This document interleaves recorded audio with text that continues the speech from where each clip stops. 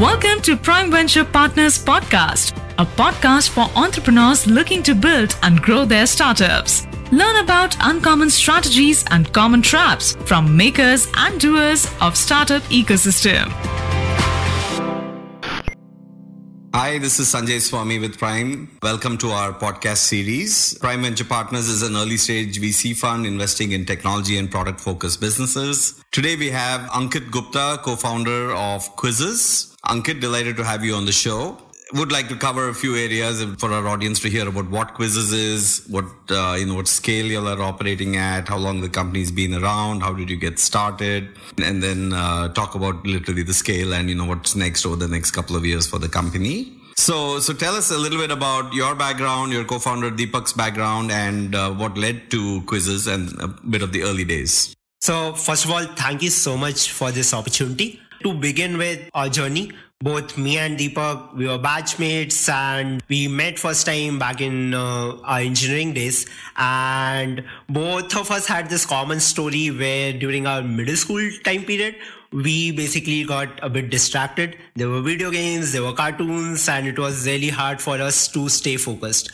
We had this core hypothesis where when we were kids, we didn't have access to internet, we didn't have smartphones. Imagine what would be happening for kids now, where they have 24/7 access to internet, they have smartphones in their pocket. How do you get them excited about learning? How do you, basically keep them motivated to learn? So that was our core hypothesis. And after finishing our college, both of us, worked for a couple of years, but we really wanted to, solve a big problem. That was when we decided that, hey, let's work on this problem. Both of us came to Bangalore, and the first point there was that, okay, we were kids, but that was like maybe 10 years back. Things have changed a lot. So the first thing for us was to get access to real kids where we can understand what they need, what they want. And that was a place where we collaborated with the non-profit school in Bangalore. So we used to go there, we used to build small prototypes.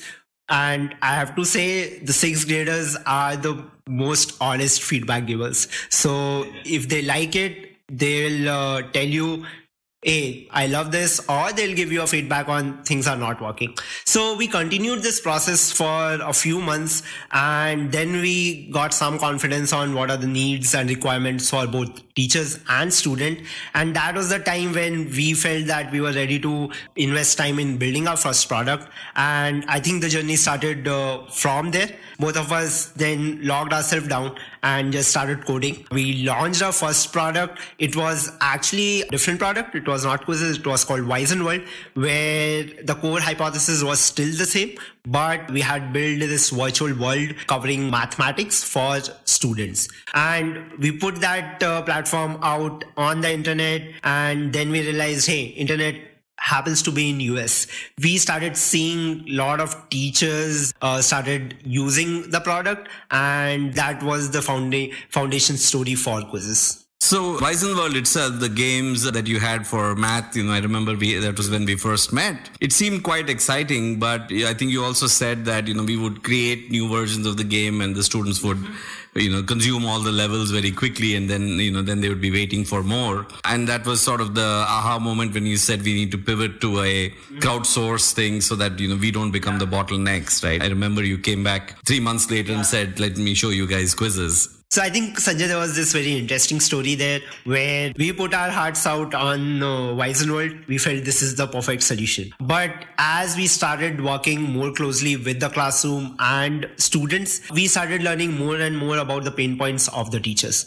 That was a time when we got these two common feedbacks. One was from teachers where they said that, hey, I need some control on the content and the questions which, you are putting out. I don't mind putting in some questions there.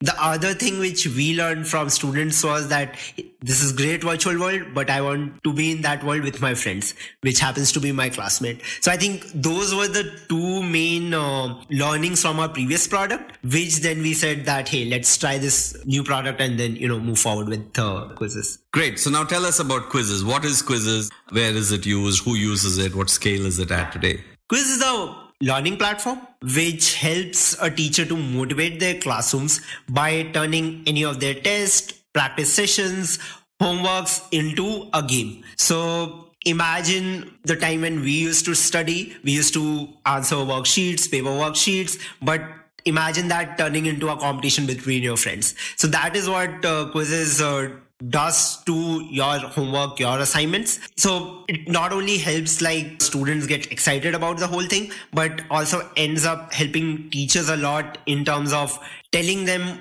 which are the knowledge gaps for individual students or for the classroom. So it sort of acts like a feedback piece for teachers. I'd say we struck a chord between both students and teachers, and it ended up becoming like a win-win situation for both the parties. And I'd say in past few years, we have seen a lot of love coming from classrooms around the world.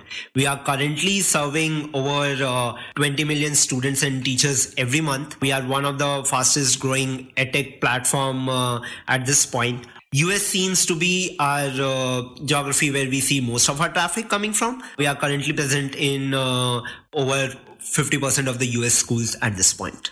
So 20 million monthly active users in more than 50% of US schools. Yes. Wow. And how old is the company again? It's around that period. Wonderful.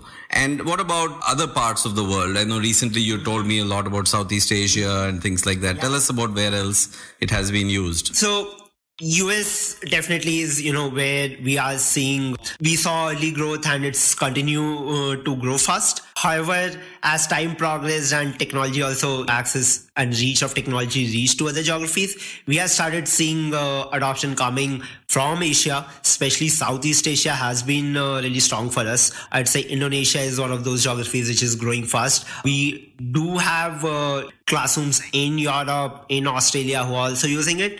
We kind of feel that Quizzes is a platform which would help classrooms around the world, and we are just getting started. Awesome. I remember you also shared that video of a school teacher in Nairobi who sent us a video of how the children in the classroom are enjoying using this. In all of this, you never mentioned India yet. So when do you think Indian classrooms will start using quizzes on a large scale? Definitely, being a company in India, we all coming from the same educational system. We are also waiting for the product to start getting the kind of adoption we are seeing in other parts of the world. My current understanding is that probably the classrooms in India are a couple of years behind in terms of the technology and internet to reach classrooms. Jio definitely has accelerated that path, and we hope to see in coming years Quizzes even helping classrooms in India. Fantastic. In all of this to get to 50% of US school penetration, 20 million active users around the world, majority in the US. How have you all cracked the marketing part, right? How much have you all had to spend, and what has been the big reason for this growth? So I'd say on the marketing spend, that calculation has always been very simple. So it has always been $0. I'd say in terms of like the reach, we were fortunate enough to get the support from our teacher community. From day zero, we worked very closely with them.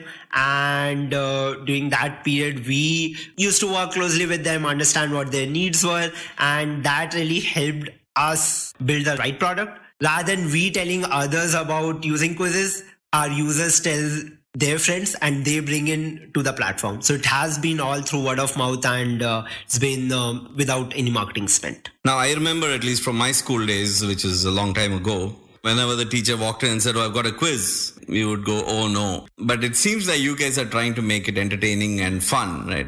How do the younger students, the students of today, react to, when the teacher says, we're doing a quiz on quizzes? Rather than me talking about it on Twitter itself, we every day see hundreds of videos where teachers have shared the excitement which Quizzes platform brings to the classroom. We have heard stories from teachers telling us that I did this math quiz, gave it as a homework, and these kids finished it 4 times. Quizzes basically, converts this whole equation on being it more as a work to a game, and kids then really get engaged and excited about it. So one other comment, at least during the very early days, one of the things I always look forward to were your monthly presentations.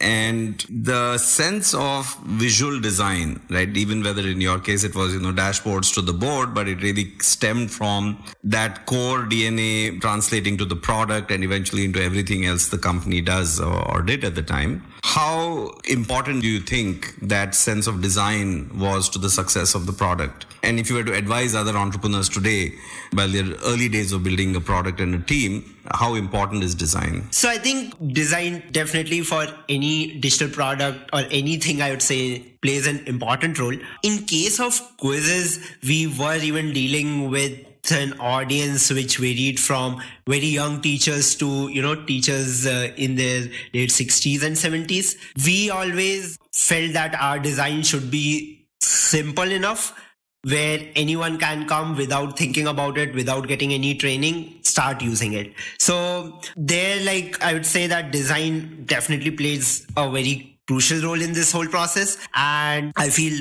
the love which we received there, definitely those visual elements gets the classrooms excited about it. Super. What does the next 2 years hold for you? You've been growing almost at a WhatsApp-like, scale of customer acquisition. And of course, very similar story. You also have not raised a lot of money. Barely raised about $4 million. And a lot of that is in the bank. How big is the team? And, where do you see the company go from here? So we believe we have just scratched the surface of the problem. The amount of time and the impact which the product has been able to create in this short time, we feel that there are tons of other problems for the students which we want to solve. So I'd say in the past few years, we have been focusing on the classroom usage, where we were helping a teacher and a student to make the whole experience in the classrooms really fun. The next transition is to help a student continue what they were doing in the classroom and they continue learning that at home. So that is the next phase which we are looking for, where we become end-to-end solution for the students. Definitely other phase is the growth itself, being active in many geographies, but then still there are other places where we want to grow. And you still have about half the US to capture. We still have I think half the US to still catch on to. In terms of the team, I'd say we have a super talented team where currently each member is serving over 2 million users. From day zero, we have built things with scale in mind. Ankit, this is awesome. Great to have you on the show, and really looking forward to the next couple of years for quizzes. Congratulations and all the best. Thank you so much, Sanjay, for having me.